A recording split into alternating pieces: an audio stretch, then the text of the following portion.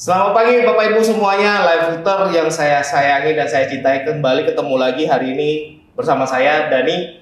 Hari ini kita ada Eltok bersama salah satu dokter yang paling setia menemani kita semuanya. Selamat pagi Dokter Setio. Selamat pagi. Wah, Sehat selalu. Kesibukannya kayaknya minggu kemarin full ya Dok, semuanya ya. Harus selalu ada kegiatan, harus selalu aktif, karena itu adalah keseharian kita. Wow, luar biasa Dok. Jadi begini Dok, hari ini kita mengusung tema seperti yang kita udah lihat, autoimmune disease. Ini Betul. penasaran sih Dok, autoimmune ini sebenarnya menyerang apa aja sih Dok? Saya harus minta izin untuk menyampaikan materi sedikit ya. Boleh Dok? Boleh ya? Boleh, silakan Oke. Dok. Jadi pada dasarnya kita harus memahami dulu ada satu apa istilahnya, kekakuan, kekhawatiran, dan mungkin ada sampai pada akhirnya adalah kefrustasian dan depresi. Oh, Kenapa demikian? Karena ketika kita bicara autoimun itu rata-rata kok sulit banget ya. sulit apanya nih Dok? Sulit untuk disembuhkan. Oh, Sulit untuk kembali normal.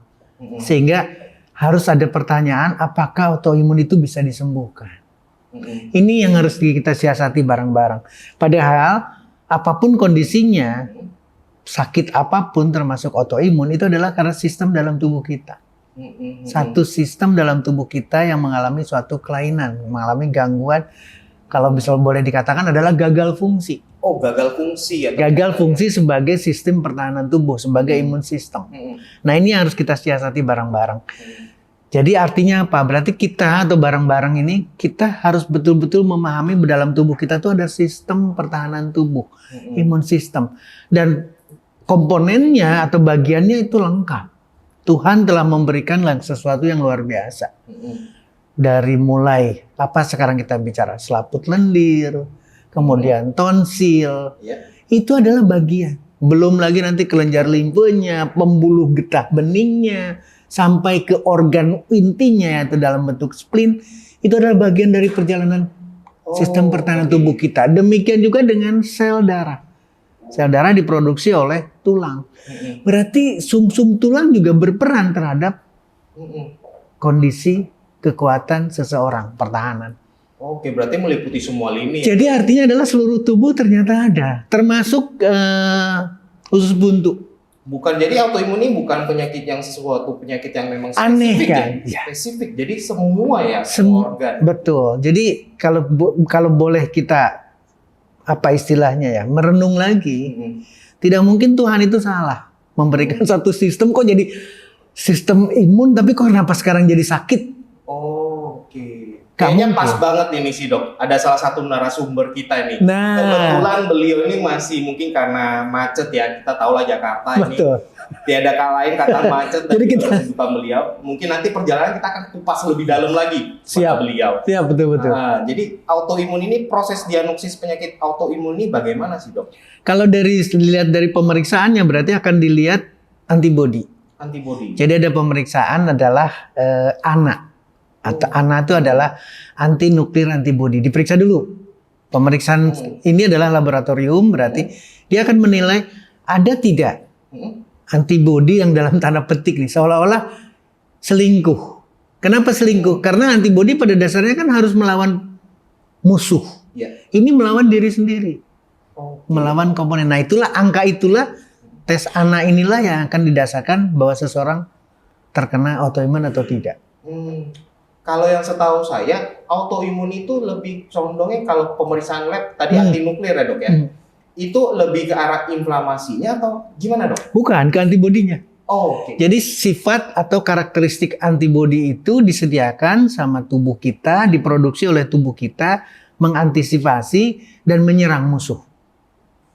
Persoalannya sekarang, kalau anaknya tak ada gangguan atau anaknya pemeriksaannya melebihi daripada batas yang harus ditentukan, maka ceritanya akan beda. Jadi si antibodinya yang disediakan bukan bertindak sebagai pertahanan, tapi malah menyerang sistem yang ada di dalam badan kita atau badan seseorang. Sistem yang diserangnya bisa lokal, bisa sistemik, bisa mengenai semua.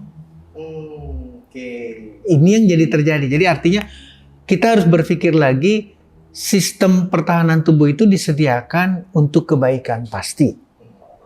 Tapi kenapa sampai demikian, ini yang jadi persoalan yang berbeda. Makanya diskusinya akan menarik sekali ketika kita membicarakan mengenai sistem imun.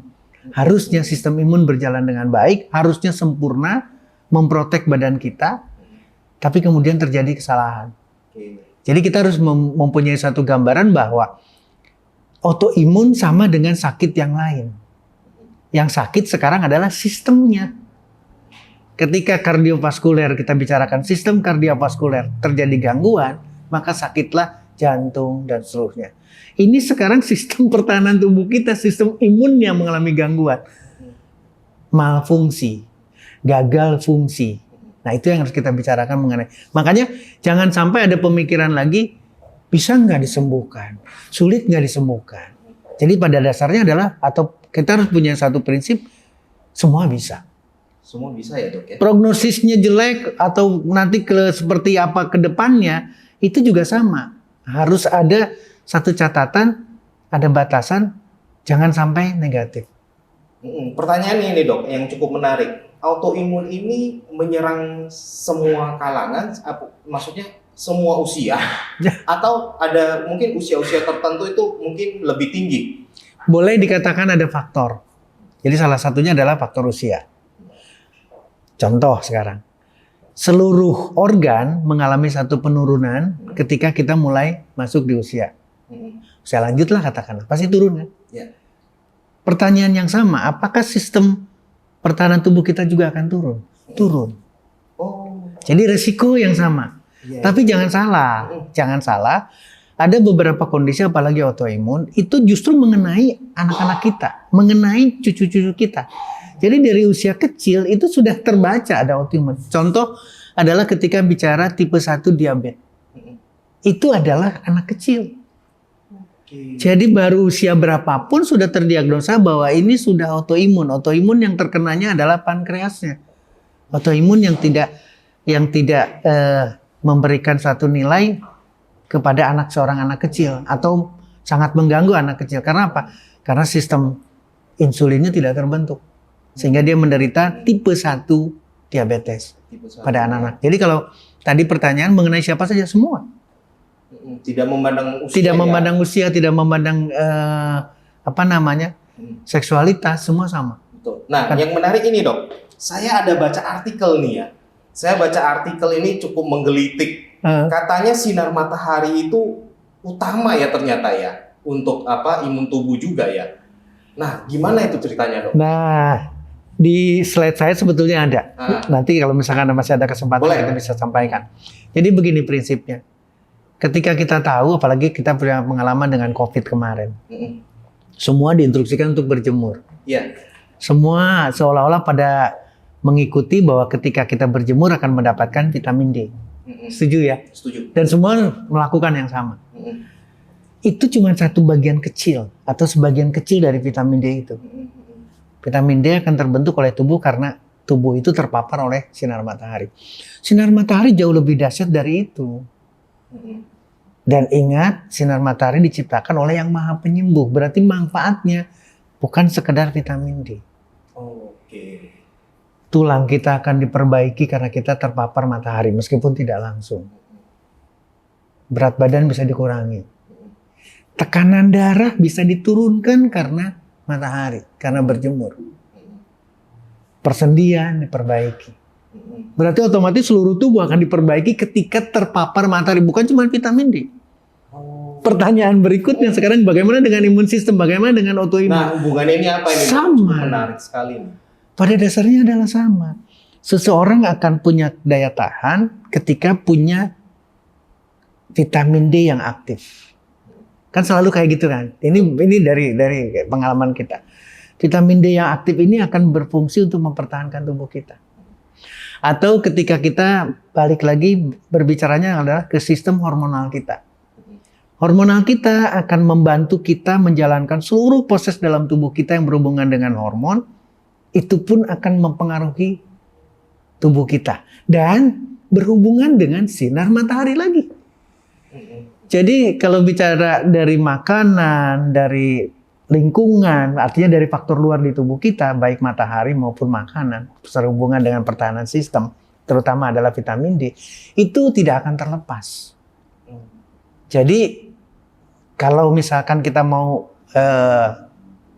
mengeneralisasi faktor luar, faktor dalam di dalam tubuh kita, dan juga faktor makanan, itulah yang saling berhubungan. Faktor luar salah satunya adalah matahari. Orang yang jarang kena matahari, mohon maaf, pasti akan mudah sekali menderita autoimun. Orang yang tidak terpapar dengan matahari akan mudah sekali terkena penyakit-penyakit degeneratif, termasuk kanker dan lain sebagainya. Karena itulah bagian daripada pembicaraan mengenai faktor luar atau apa yang akan mempengaruhi seseorang terkena autoimun atau tidak. Oke, berarti ini kompleks juga ya ternyata. Sangat kompleks. Dari sinar matahari, dari dalam tubuh kita sendiri, ternyata ini saling berhubungan. Itulah makanya Pak Dhani, kalau ada penyampaian, kita harus koreksi lagi. Atau kita harus berpikir ulang. Bahkan berpikirnya berulang-ulang. Ketika ada seseorang, apalagi autoimunnya mengenai kulit. Jangan kena matahari. Bisa diterima kan? Karena kulitnya terpapar, kemudian nanti bagaimana hubungannya dengan matahari. Banyak kan gini, Dok. Kena matahari, aduh skincare saya tambah mahal nih gitu ya. Skincare atau kebalikannya harus nambah lagi ya. Betul, tambah lagi gitu kan. Nah, kadang dari saran-saran para dokter atau para ilmuwan itu matahari itu kan dari jam 6 ya. Jam 6 pagi sampai jam 8 the best lah untuk kesehatan vitamin D gitu. Nah, kalau misalnya di atas jam itu emang kenapa bedanya sih, Dok? Matahari dengan panjang gelombang, dengan sinar, dengan dengan hambatan-hambatan, dengan jarak dan lain sebagainya antara matahari dengan bumi, itu sudah merefleksikan secara keseluruhan kekurangan maupun kelebihannya. Jadi kita tidak usah khawatir sebetulnya. Ini kesalahan kita. Jadi seolah-olah kalau ada kekhawatiran yang berlebihan, nantinya hasilnya itu. Hasilnya adalah kita tidak ingin ketemu matahari. Betul. Karena terlalu berlebihan negatifnya. Padahal dengan perputaran yang terjadi mulai dari terbit sampai terbenam, itu manfaatnya ada. Kita harus siasati negatifnya harusnya adalah tidak ada. Iya.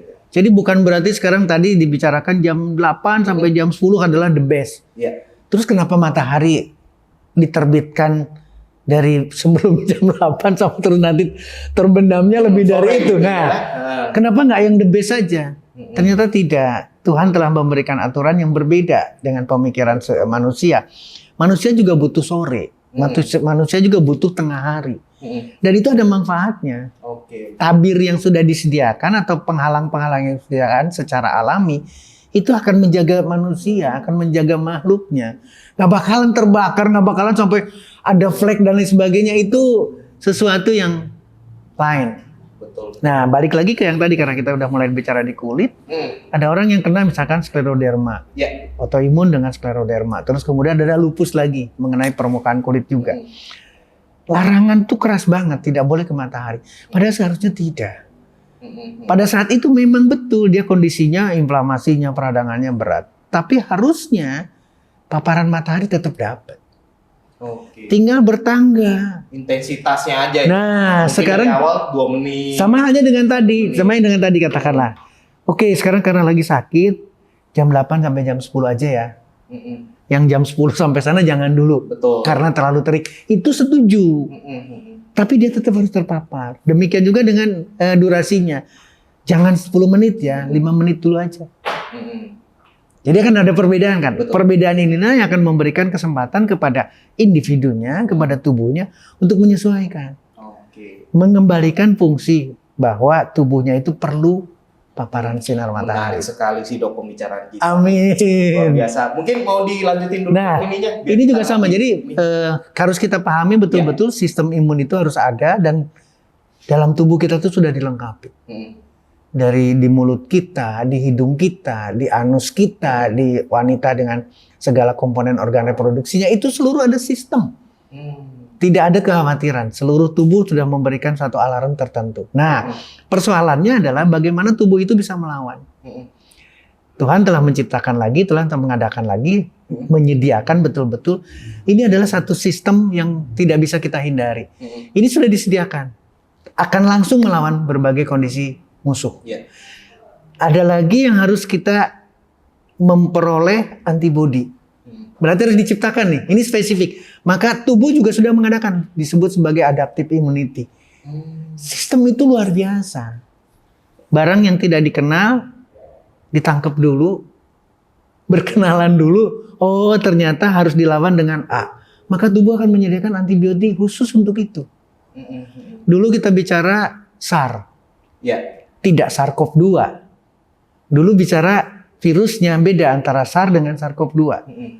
Ketika SARS sudah bisa teridentifikasi oleh tubuh manusia, maka akan keluar antibodi SARS. SARS-CoV-2 lahir, kita nggak usah kaget. Tubuh kita akan mengeluarkan antibodi khusus untuk SARS-CoV-2. Mengenali ya. Inilah sudah disediakan. Demikian juga dengan kondisi autoimun. Ini yang kadang-kadang kita memikirkan. Ya. Autoimun itu adalah satu kondisi di mana sistem pertahanan tubuhnya menyerang sistem lain. Yang diserang apa? Sistem hormonal kita, sistem pencernaan kita, sistem tulang-tulang kita. Semua sistem dianggap musuh oleh sistem pertahanan tubuh kita. Inilah autoimun. Oke. Persoalannya sekarang tadi balik lagi ke lingkungan. Apa sih penyebabnya, faktor resiko dan sebagainya. Ini harus kita siasati baik-baik. Ini saya ingin siapapun baca buku ini karena ini bagus banget. The Chinese Study. Ya. Chinese Study ini menarik banget. Kenapa? Karena penulisnya adalah riset ahli mengenai bidang-bidang yang luar biasa, terutama adalah bidang protein. Beliau adalah Colin Campbell adalah ke sana. Dan di sana dibahas seluruh kondisi penyakit autoimun. Yang terbanyak itu dibahas di sana. Pada dasarnya adalah sama. Yang menarik ini yang harus disiasati. Ini menarik betul-betul. Kenapa demikian?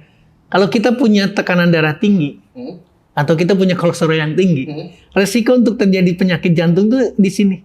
Persentase resikonya lebih kecil ya, Dok? kecil. Kok bisa ya? Jangan salah. Kok bisa ya? Walaupun digembar-gemborkan tekanan darah tinggi, kolesterol, tekanan darah, tapi resikonya ada di sini.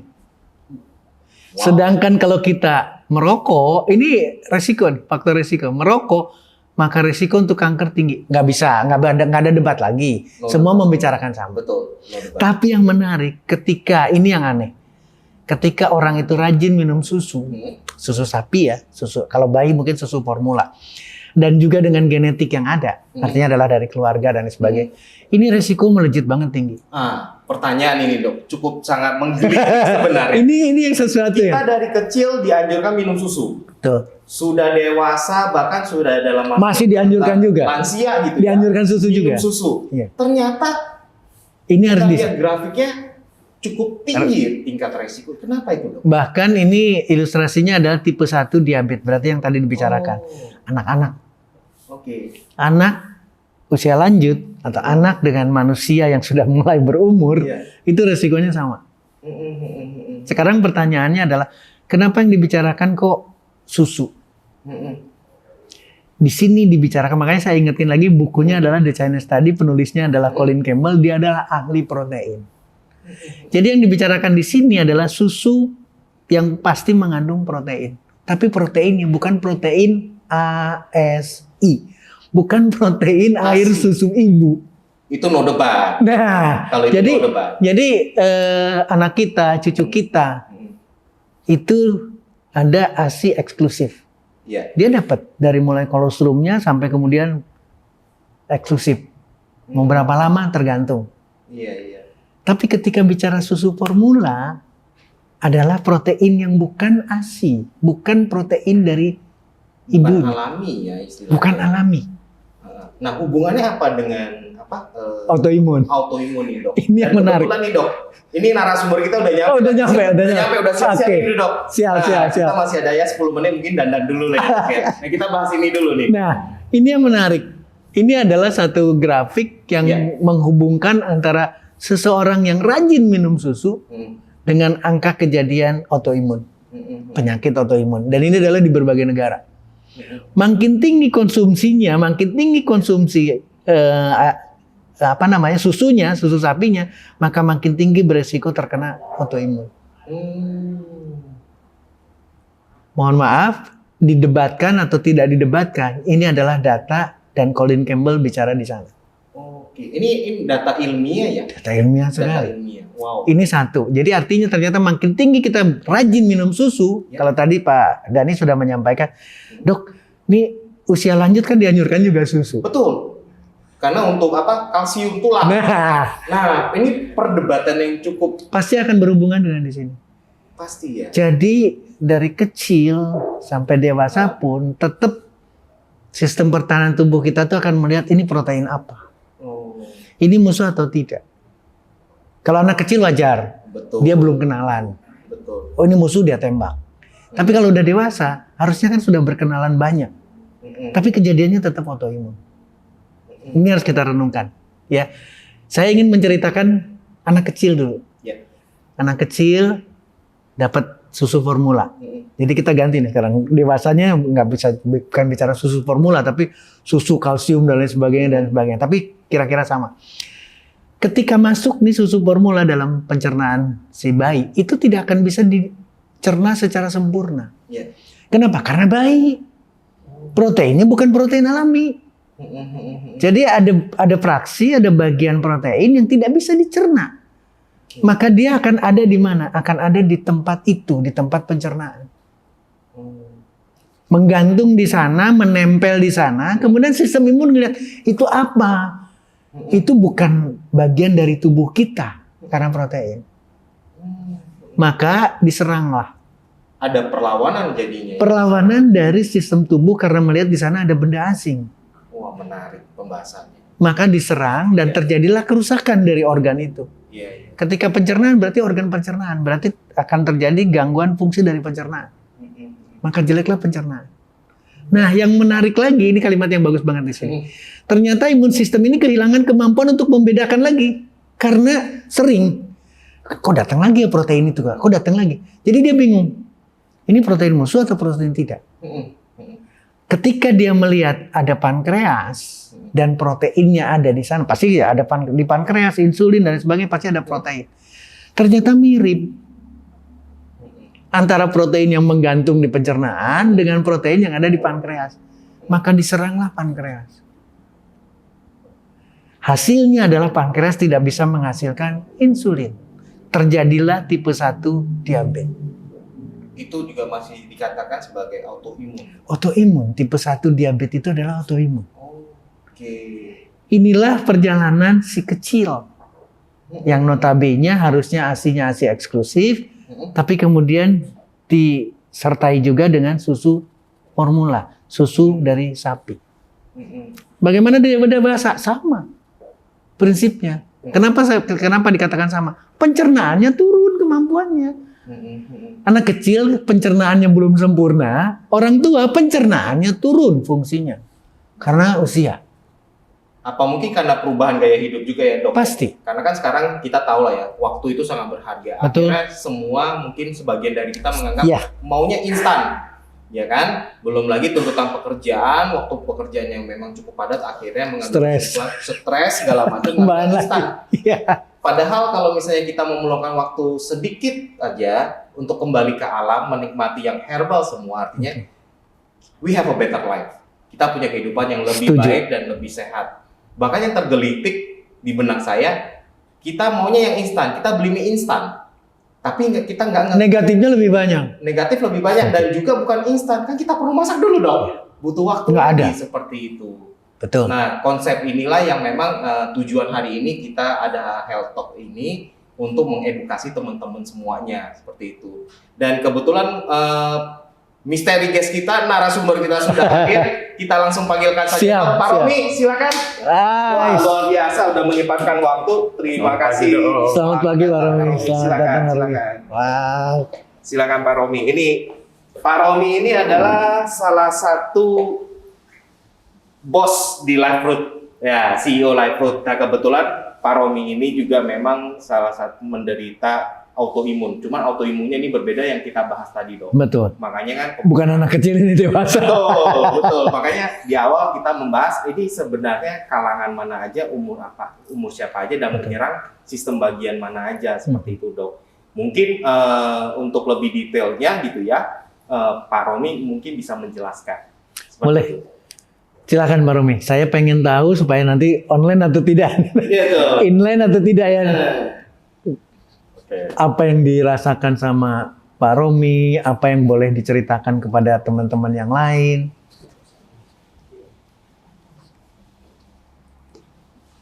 Yes, ini pasti menjadi pembelajaran banyak sekali untuk yang lain. Oke. Jadi penyakit saya ini mulai mungkin sekitar 12 tahun yang lalu dong. 12 tahun yang lalu. 12 tahun yang lalu. Oke. Apa yang terjadi waktu itu adalah saya ngerasa nyeri. Nyeri dari leher sampai ke pinggang. Terutama bagian pantat nih.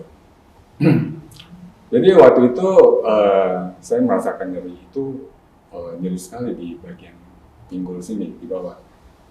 Jadi waktu itu yang Berdiri, duduk sama. berdiri duduk, terutama bangun pagi. Jadi ada satu waktu 12 tahun yang lalu ya, Sekarang usia Pak Romi berapa? saya 40 tahun. Berarti 20. 28-an. Jadi ada satu waktu saya bangun dari tempat tidur, saya ngerasain kaki saya itu kayak nggak bisa digerakkan. Jadi yang saya lakukan adalah saya pukul kaki saya. Tidak bisa digerakkan sama. Tidak bisa digerakkan karena rasanya. Oke. Itu. Dan pas sudah bisa digerakkan, saya jalan ke toilet itu sambil megangin tembok. Megangin tembok. Menahan sakit Menahan sakit. dan tidak bisa bergerak juga. Kayaknya kaki ini mesti diseret susah banget. Iya, tidak bisa bergerak, betul. Nah, waktu itu yang dipikirkan adalah apa saya cedera olahraga atau waktu itu sempat fitness juga kan. Nah, pikiran saya adalah ini cedera atau apa. Jadi yang saya lakukan adalah ke tukang urut aja. Tukang urut lagi, tukang urut Iya. lagi, tukang urut lagi. Wah, itu menderita banget dok. Nah, diurut pakai batu ya, diurut-urut di bagian pinggang, bagian ada pinggang ke bawah sini. Jadi diurut terus. Berarti catatan kita adalah yang pertama bayi, anak kecil, sekarang umur 28. Ini belum bicara lansia nih. Benar. Ternyata sudah mengalami satu kejadian autoimun. Kejadian, nggak usah bicara autoimun dulu lah. Yang terjadi adalah sakit luar biasa. Oke, selanjutnya Dan saya gimana? masih belum paham dok itu penyakit autoimun. Betul. Nah, jadi selama proses mungkin sekitar 7-8 tahun tersebut gitu dok. Mhm.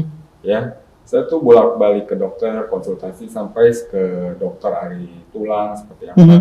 sampai saya ke klinik chiropraktik lah kayak apa, karena yang saya ngerikan adalah tidur pertama tulang itu rasanya sakit, nyeri terus kan.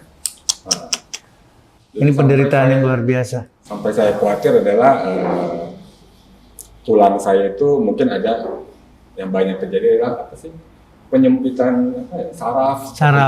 Saraf kejepit. Iya. Betul. Tapi ternyata saraf kejepit dari ujung sini sampai ke bawah semua. Nah, sampai saya ke suatu dokter, dia bilang kalau saraf kejepit ditekan gini aja, bapak udah teriak. Tapi ini saya tekan sampai saya kepijit-pijit, bapak nggak teriak kan? Berarti nggak ada masalah seperti itu. Jadi yang dikasih adalah kebanyakan obat Penghilang rasa sakit. Yang kedua adalah pelemas otot. Masker relaksan. Iya. Oke, terus. Berarti kalau pelemas otot itu kita konsumsi, ya Lumayan tenang. pasti ya hindarin menyetir lah, Betul. seperti itu. Pokoknya jangan ada tegang-tegang. Ya, jadi emang agak santai seperti itu. Betul. Nah itu saya konsumsi banyak selama 7-8 tahun. Sebelum saya mengetahui saya positif autoimun. Jadi kisahnya saya mengetahui autoimun ini juga mengerikan juga dok, dalam arti saya ada pernah dalam periode 4-5 bulan itu saya masuk rumah sakit itu di opname sampai 2 kali. Jadi masuk 2 bulan masuk lagi karena demam yang nggak turun-turun dok. Yang satu pertama kita bicarakan sakit, yang kedua sekarang kita bicara demamnya. Oke, terus? Nah, waktu demam itu yang saya rasakan konsumsi paracetamol nggak turun, akhirnya ke dokter itu sampai saya diberikan antibiotik dosis tinggi. Jadi waktu cek lab, Ketahuannya tidak tahu ada infeksi atau tidak, pokoknya ada demam, masuklah antibiotik. iya. Oke, terus. Jadi dokter itu juga sampai dokter internis ini sampai bingung karena peradangan saya cukup tinggi. Pasti. Ya, sampai saya tinggi karena ini ada mengarah ke ketakutan mereka tiroid. Jadi saya dicek di sini, saya sempat MRI semuanya. Sampai terakhir mereka mengkhawatirkan ini mengarah ke cancer karena CRP peradangan saya itu tinggi sekali. Tinggi. Pemeriksaan CRV-nya terus.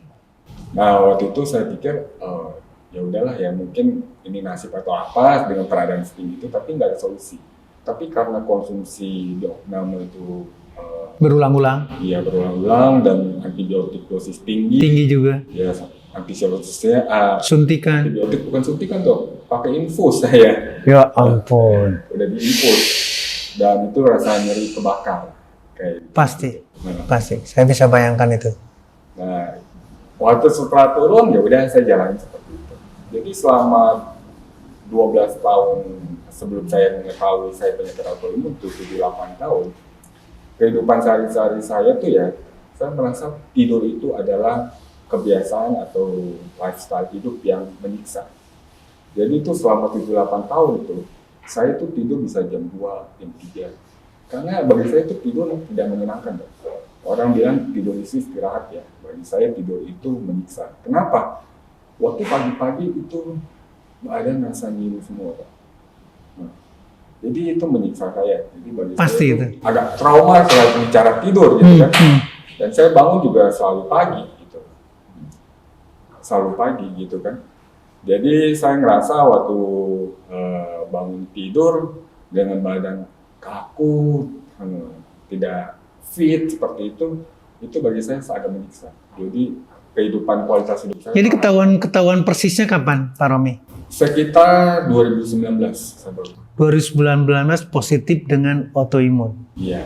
Jadi permulaannya itu saya mengantarkan mama saya ke dokter, ke terapi sebenarnya. Jadi dokter terapinya Menyarankan. ya menyarankan saya karena menemani mama. Jadi si mama cerita sama dokternya. Dokternya bilang boleh coba ronsen aja, ronsen tulang. Ronsen tulang cepat karena sekitar 15 menit, Iya, 30 menit. itu foto basah. Iya, langsung dapat hasilnya. Tuh. Dokternya cuma langsung melihat kalau saya lihat ini mengarah ke autoimun ankylosis. Wah, sempat kaget juga kan. Nah, dia menyarankan saya ke dokter rematik di salah satu rumah sakit di Karawati.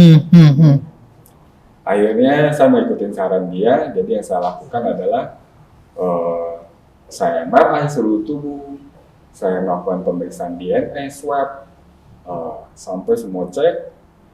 Terus dokter kontrol melihat kelenturan tubuh saya. Setelah dapat hasil DNA dan MRI, confirm dia bilang saya rematik dan positif ankylosis. Nah disitulah saya mulai melakukan terapi. Oke.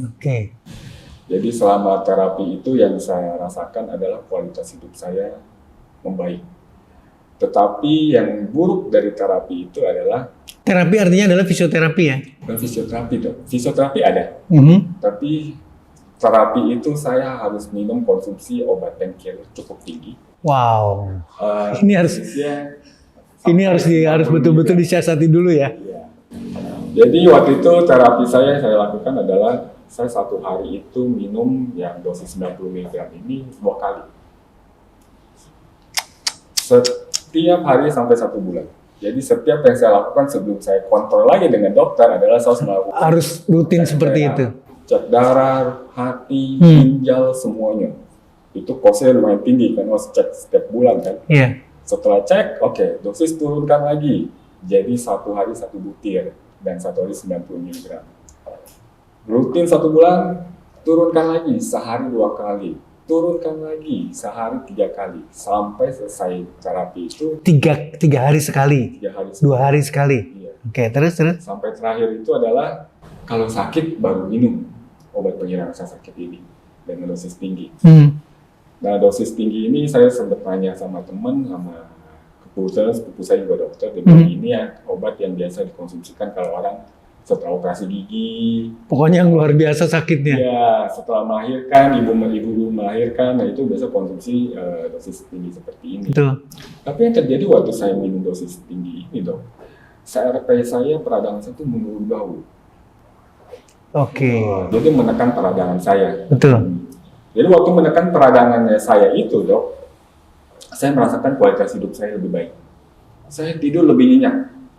hampir Dapet ya, kualitas tidurnya dapet, iya. bangun tidurnya juga. Iya, pas bangun tuh Oke. rasanya badan tuh seger banget gitu. Nggak merasakan sakit, nggak merasakan nyeri. Jadi berarti boleh disimpulkan sekarang ketika diturunkan inflamasinya, ketika diturunkan peradangannya, berubah banyak. Benar. Oke, Hmm. oke, saya ngambil itu. Ya, jadi ankylosing ini penderitaannya itu selalu pagi-pagi dok. Jadi pagi-pagi itu rasa sakit yang menyerang dari leher sampai ke bawah pinggang saya ini itu di pagi-pagi. Tapi kalau sesuai sudah aktivitas tinggi, Hilang semua. iya, hilang semua.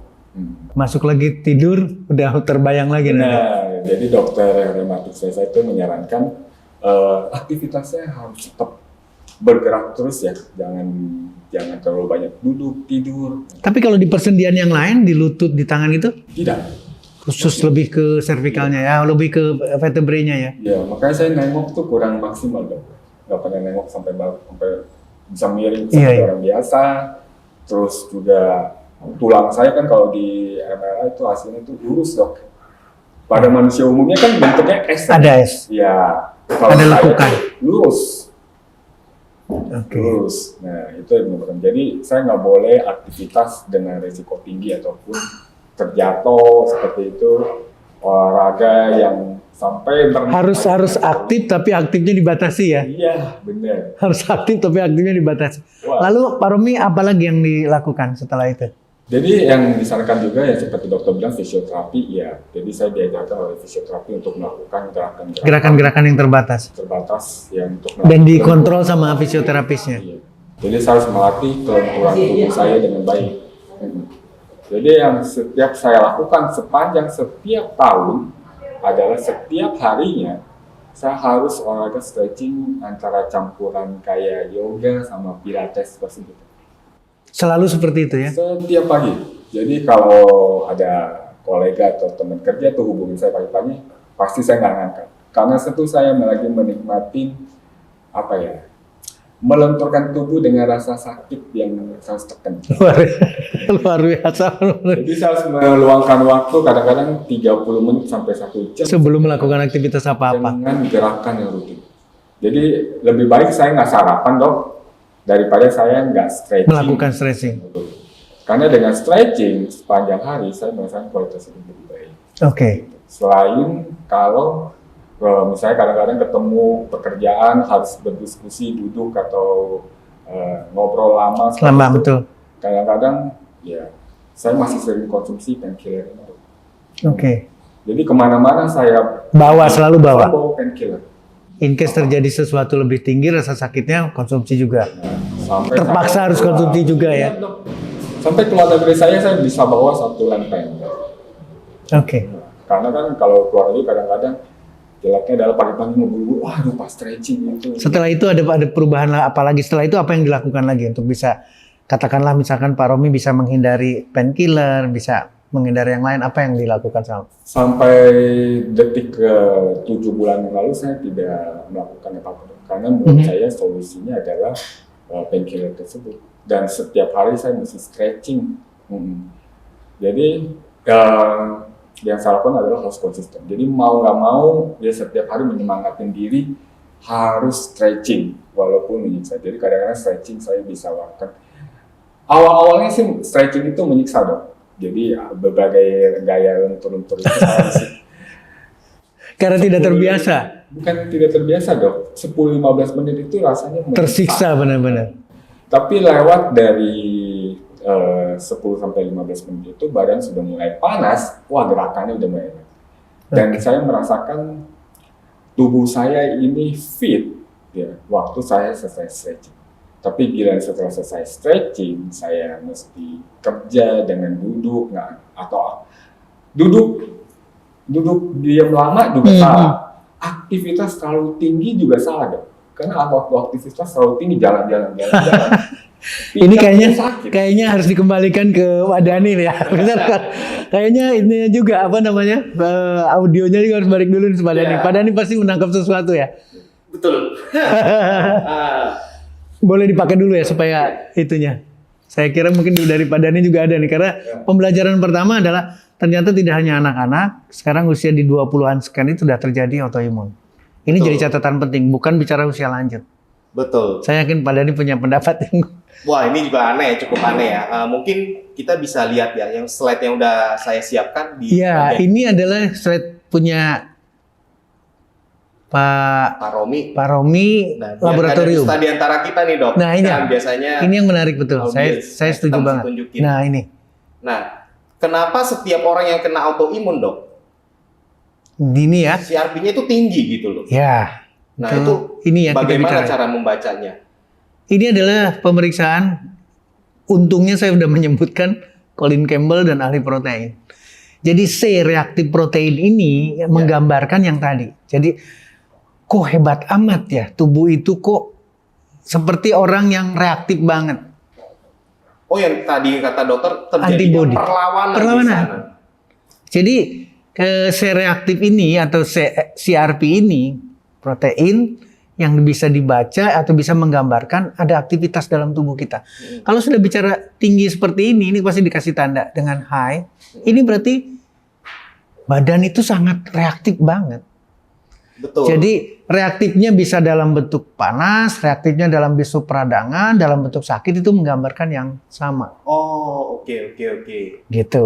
Inilah yang harus kita siasati betul-betul bahwa C reaktif ini menggambarkan yang merasakan.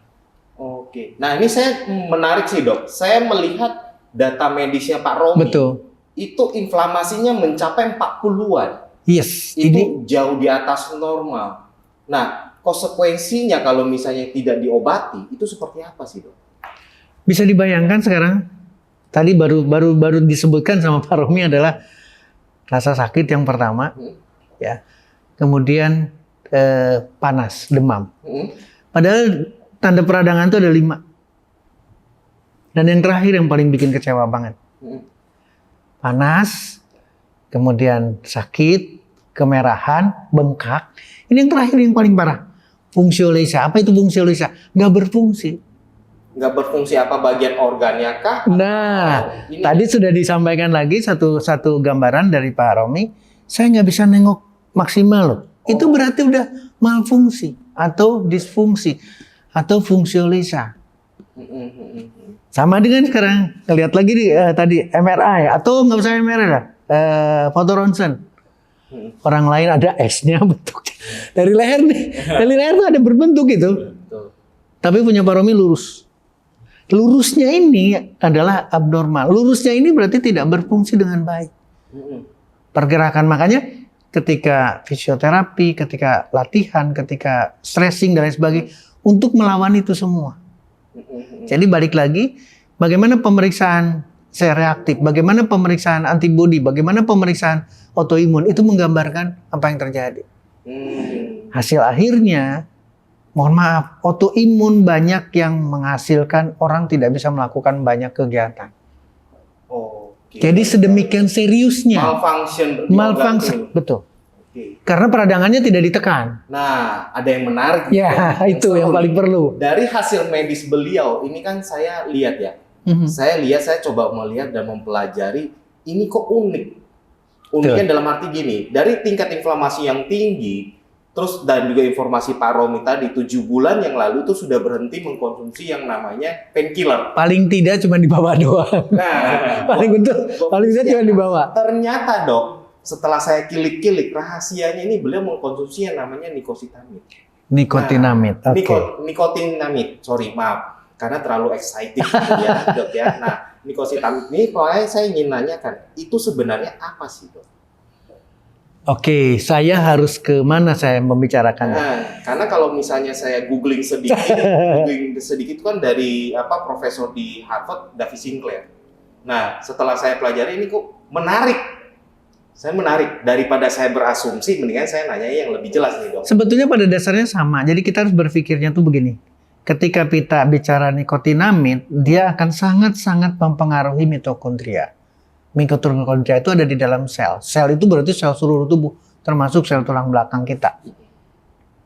Ada di sana. Dan yang menarik lagi, nikotinamid ini akan mempertahankan panjangnya telomer. Telomer itu berarti di kromosom. Telomer kromosom, oke. Adanya di kromosom. Ketika kita bicara sel reaktif saja, balik lagi ke sel reaktif, itu yang dibahas adalah protein. Yang dibahas adalah salah satunya adalah protein. Berarti kromosom adalah protein. Kromosom adalah bagian dari sana. Pabriknya adalah mitokondria. Apa yang terjadi sekarang dengan ketika saya yakin banyak, Pak Romi pasti dapat informasi banyak mengenai nikotinamid. Ketika dalam tanda petik ya sadar dan tidak sadar konsumsinya dirutinkan, maka berarti ada pemulihan sel. Pemulihan sel, pemulihan mitokondria, pemulihan kromosom dan sebagainya, sehingga fungsinya akan membaik. Yang menarik lagi adalah tingkatnya, tingkat sel, tingkat kromosom, tingkat mitokondria, bukan tingkat tubuhnya, bukan tulang belakangnya saja, tapi seluruh tubuhnya Pak Romi itu diperbaiki dengan satu persatu dan mendapatkan hasil yang luar biasa. Sehingga seolah-olah lupa sekarang, kok enak ya, tidak konsumsi lagi anti sakit, tidak mengkonsumsi lagi anti peradangan, tidak mengkonsumsi atau tidak diintervensi lagi dengan antibiotik, tapi semuanya membaik. Artinya yang dilakukan dengan Pak Romi atau yang menganjurkan siapapun mengkonsumsi nikotinamid adalah memberikan nutrisi the best untuk menekan peradangan. Karena kalau kita ngelihat dari semua literatur, apakah nikotinamid berperan dalam menghambat terjadinya apalagi menghambat peradangan? Itu istimewa untuk mencegah orang terkena autoimun. Jadi jauh lagi nih sekarang pertimbangannya.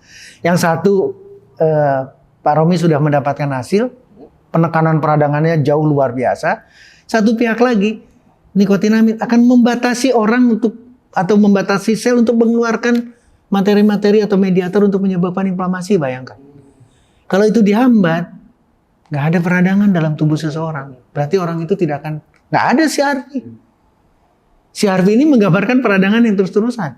Betul. Proteinnya aktif. Ketika ini dihambat, berarti CRP back to the normal, orang tidak akan ada kondisi apapun, termasuk autoimun. Autoimun ya, oke. Jadi Ini luar biasa. Ya, ini sebenarnya rahasianya tadi nggak mau dikasih tahu sama Pak Romi. Saya penasaran. Jadi saya harus kulik lebih dalam. Nah, akhirnya dikasih tahu. Nah, menariknya adalah dalam 7 bulan terakhir dikonsumsi secara rutin oleh beliau. Betul. Gitu ya. Saya melihat beliau juga aktivitasnya juga luar biasa, yang artinya memang udah ada perbaikan. Hasilnya juga terlihat. Hasil CRP-nya itu turun drastis. Pasti. Dari Pasti. 40 secara rutin yang tadi. Ini yang terakhir, ini di tanggal berapa ini? Sebelumnya ini ya? Sebelumnya itu masih Oke. ada dok di bawahnya. Betul. Ini Agustus 2021. Iya. Oke. Ini masih tinggi banget, ini masih 26. Yang harusnya normalnya itu adalah 0 sampai 3 kalau Yes, tidak salah. 0 sampai 3. Seperti ini artinya kan berapa ratus% situ. Nah, beliau ini sibuk dengan kesibukannya, dengan konsumsi rutin akhirnya terbantu. Awalnya nggak mau kasih tahu gitu tuh, tapi mau nggak mau kita harus kulik lebih dalam lagi. Harus bercerita banyak ya.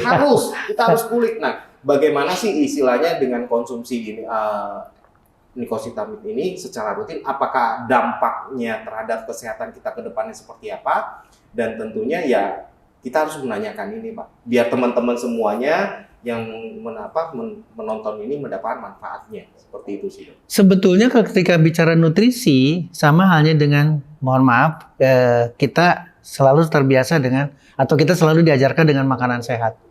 Setuju ya? Kalau konteksnya adalah makanan sehat, jangan pernah berpikir ada negatif.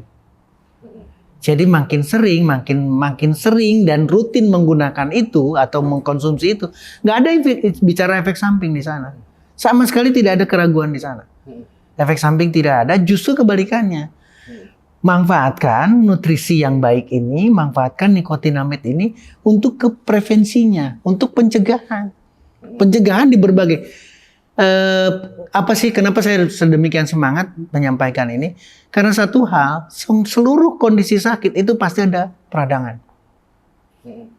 Kita sakit tenggorokan, ada rasa sakit kan? Ketika di senter merah kan? Betul. Terus nggak bisa nelen kan? Berarti fungsiolesa tidak bisa berfungsi. Terus tidak bisa mencium bau dan lain sebagainya. COVID dong, Dok. Itu salah satunya adalah peradangan. Jadi kita tidak bicara COVID-nya, tapi peradangannya. Peradangannya. Oke. Nah, ketika ini bisa ditekan, ketika ini bisa dicegah, maka kita akan dapat. Jadi saya ingin kondisi ini, perjalanan sakitnya dan kesembuhan dari Pak Romi adalah pembelajaran buat kita. Salah satunya adalah nikotinamid. Oke. Tapi posisikan juga nikotinamid bukan sekedar untuk pengobatan. Konsumsilah. Agar apa? Agar kita tidak sakit. Agar kita sehat selnya, kromosomnya membaik, telomernya tidak pendek. Ini akan membantu kita. Kemudian mitokondrianya juga akan aktif bekerja, energinya bagus, anti radikal bebasnya dapat banyak, nitrik oksidnya dapat banyak. Karena mitokondrianya terjamin oleh nikotinamid. Ini yang luar biasa. Tuh. Lebih afdol kita dengar langsung dari Pak Romi ya. Dok. Iya, Bagaimana kayaknya sih. konsumsinya Gitu kan. Artinya Kalau kita dari saya kita kan- bicara selnya, kita Betul. bicara teori ya. Betul, kita kan teori nih, kan biar orang Iya. juga tahu nih langsung Setuju, sama setuju. pelakunya, Setuju. istilahnya ya kan. Apa yang dirasakan sebetulnya rahasia? Sebenarnya konsumsi ini manfaatnya apa sih? Betul. Perbedaannya apa sih gitu ya? Apakah ini termasuk salah satu pencegahan ataupun pengobatan? Yes. Nah, mungkin kita langsung tanya nih. Tanya Pak lagi, Romi. kletik. Luar biasa nih, ini yang luar biasa. Oke, Dok. Jadi NMN ini saya baru tahu produk ada NMN ini sekitar 7 bulan yang lalu, Dok. Jadi prinsipal kita Singapura waktu itu bersama dengan salah satu produsen herb suplemen dari Jepang sempat present ke saya suatu produk namanya NMN. Nggak pakai merek apa-apa ya, cuman NMN ya. Luar biasa. Terus. Tepatnya sih Meiji dari Jepang. Jepang, Meiji adalah perusahaan Jepang, betul. Jadi waktu mereka present NMN itu waktu itu cuma bicara anti-aging. Oke, anti-aging. Oke, terus. Anti-aging jadi Menarik nih, cara menarik banget. produk ya saya pikir ya oke nih ya anti-aging ya banyak keperluan di masyarakat Indonesia bicara anti-aging kan. Saya sempat sebelum saya diskusi saya sempat Google apa itu NMN ya bicara kebanyakan anti-aging rambut dari putih jadi hitam lagi. kulit lebih bagus muka lebih cerah seperti itu. Banyak hal yang saya lihat dari NMN bicara penampakan luar itu kelihatan bagus gitu. Oke. Jadi ada yang bicara reverse age lah, membalikkan umur dan lain-lainnya seperti sampai ini teknologi sel lah seperti itulah kan. Waktu itu saya pikir oke, saya dengerin aja. Saya melihat ini peluang bicara sudah masuk ke pertama ini menganggap NMN itu masuknya ke kategori seperti kosmetik ya, tapi yang konsumsi untuk regenerasi sel dalam tubuh sehingga penampilan lebih baik seperti itu karena bicara kerutan dan lain-lain. Jadi waktu dipresentasikan itu sama ahli nutrisinya mereka itu adalah saya melihat ada yang menarik autoimun.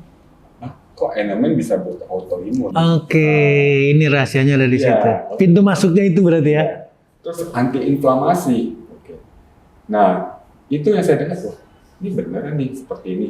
Oke, karena saya udah mempelajari penyakit saya juga udah banyak, jadi saya tahu kelemahan di tubuh saya kan.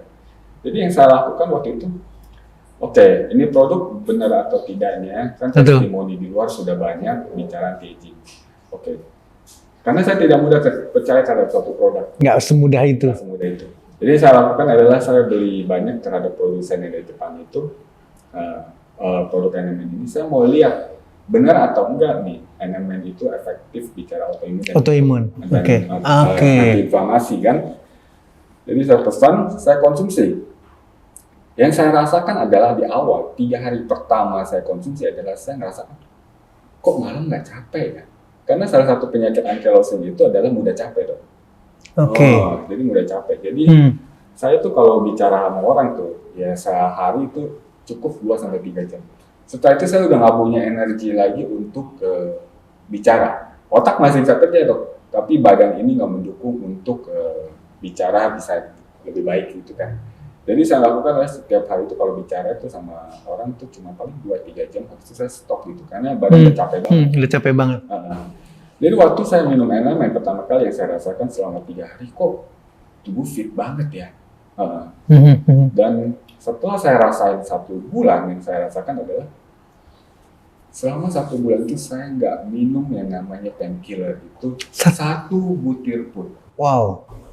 Biasanya seminggu saya bisa minimal 1 atau 2, kadang-kadang 1 atau 2. Ini 1 bulan full tidak sama sekali. Tidak minum. Sementara NMN konsumsi setiap hari. Setiap hari. Oke. Karena saya beli lumayan banyak, ya puluhan box waktu itu. Saya minum lagi Setelah masuk 3 bulan, saya baru analisa ini produk benar-benar efektif. Saya nggak bicara anti-aging atau apa, karena saya nggak bisa bedakan muka saya jadi lebih baik atau rambut saya jadi lebih baik seperti itu. Tapi yang pasti yang dirasakan tuh dahsyat ya. Iya, dahsyat banget. Jadi selama 3 bulan itu waktu aktivitas saya sedang tinggi-tingginya, setiap malam saya bisa pulang jam 11, jam 12 malam. Dari siang sampai malam itu saya bisa bicara dengan orang, approaching. Jadi tidak bicara 2-3 jam lagi ya? Tidak bicara 2-3 jam itu.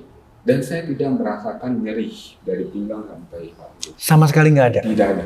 Itu bicara duduk bisa 6 jam tanpa berdiri sedikit pun ya. Itu saya bisa lakukan. Jadi waktu saya konsumsi NMN itu saya merasakan wah ini produk bagus banget. Makanya akhirnya saya putuskan, saya bicara sama prinsipal, ayo kita gali proyek ini lebih serius, kerjasama bagaimana kita membuat NMN untuk masyarakat Indonesia.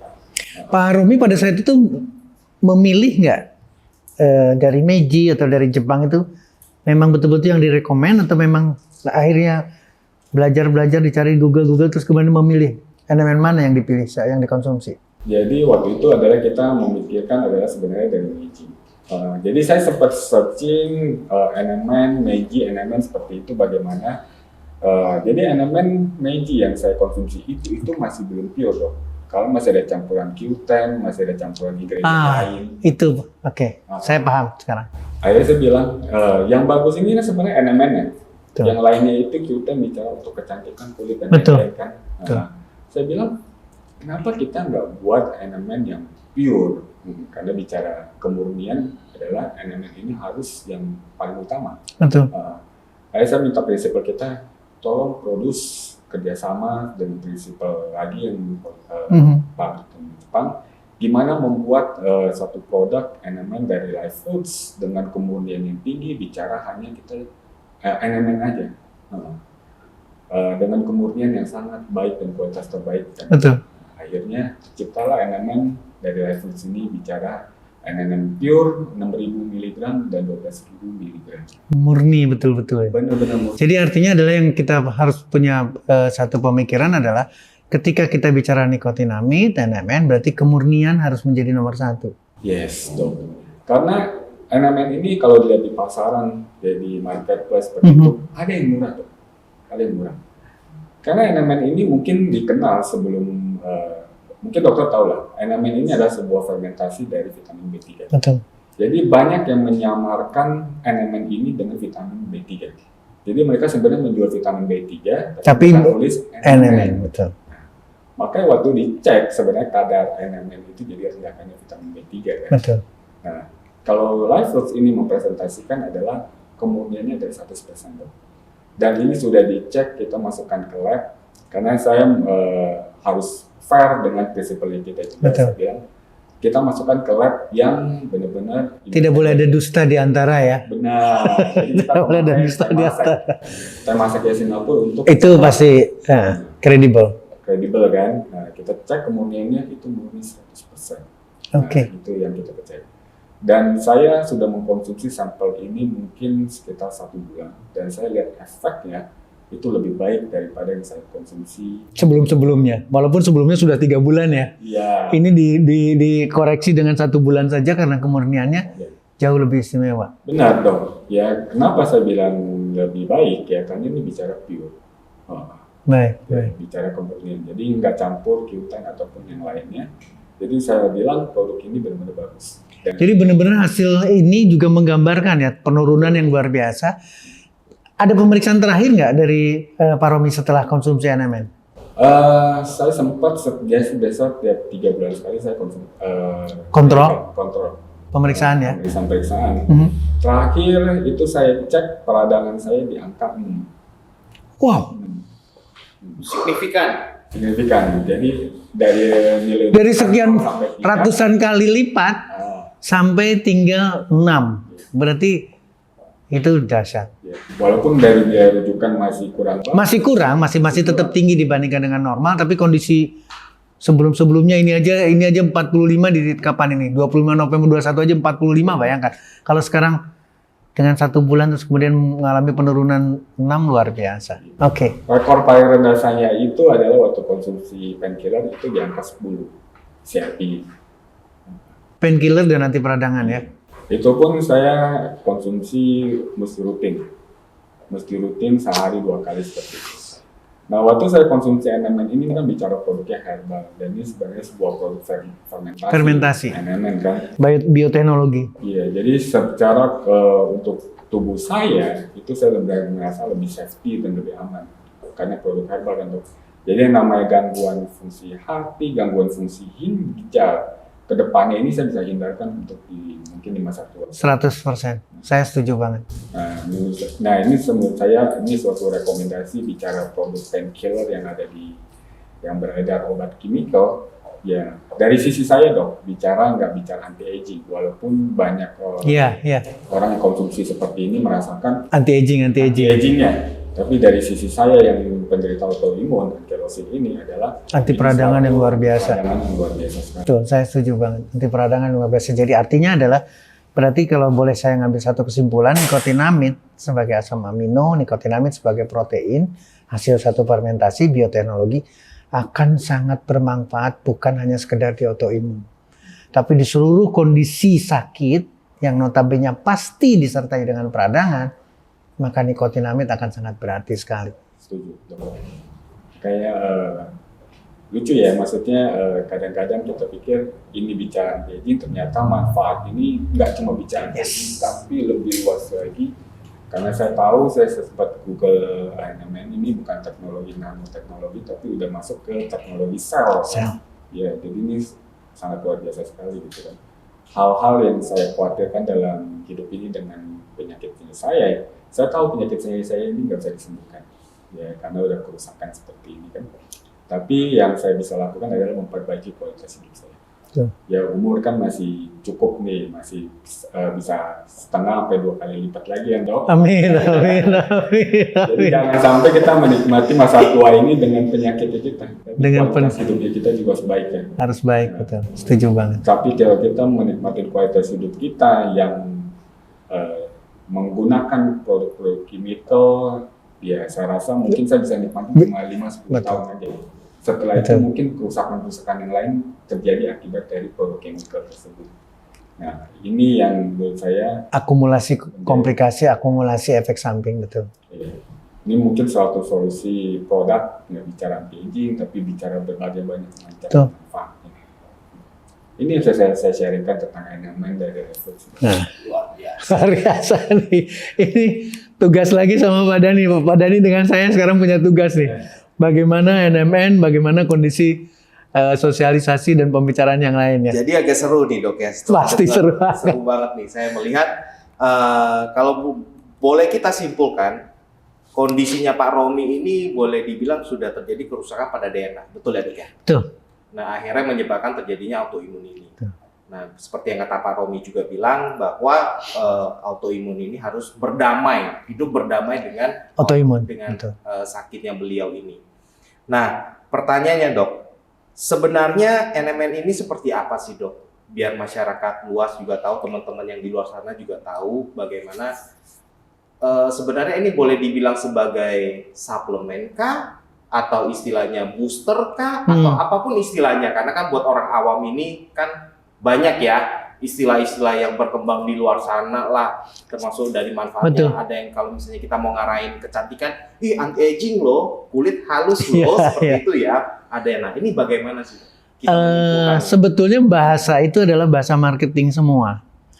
Ketika menempatkan vitamin B3 sebagai anti-aging, NMN sebagai anti-aging, itu semua adalah bahasa marketing. Artinya adalah concernnya masyarakat, demand-nya yang terjadi adalah anti-aging. Sehingga masuklah ke sana konteksnya. Tapi kalau pertanyaannya adalah sebetulnya apa, kata kuncinya tadi disampaikan sama Pak Romi sebetulnya.